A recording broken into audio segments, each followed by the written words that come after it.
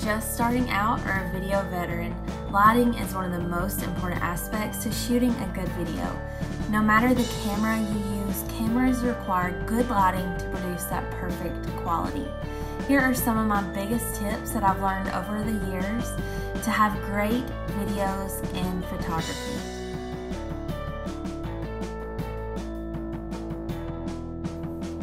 I love natural lighting best, but it's not always available at times.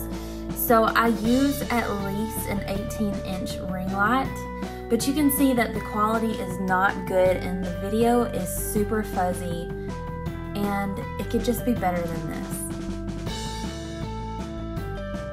Here's an example with adding just one softbox.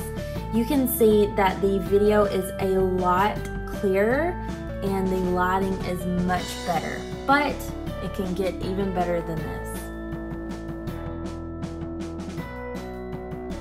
Every time I shoot, I use a 3-point system, which right now is 1 ring light and 2 soft boxes.